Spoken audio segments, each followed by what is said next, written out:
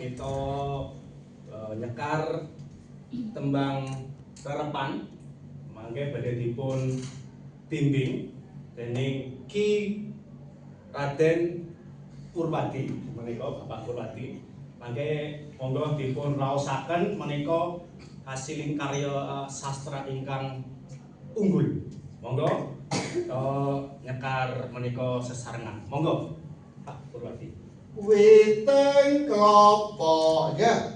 Witing klapa jawata ing ngarsa padha.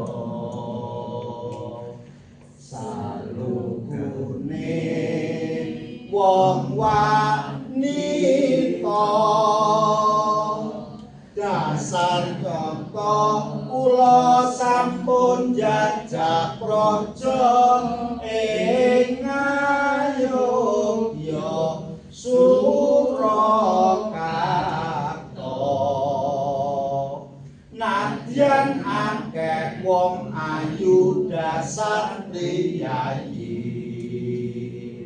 nanging datan merahati.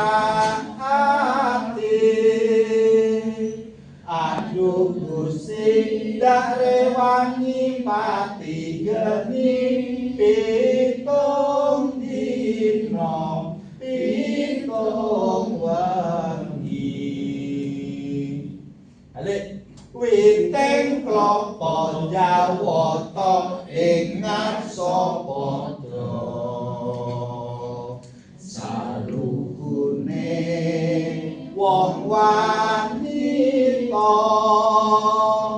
dasar nyata kula sampun jajak praja ing Ngayogya Surakarta. Nadyan akeh wong ayu dasar priyayi nanging datan merahati. Aduh Gusti ndak rewangi pati geni pitung dina pitung wengi.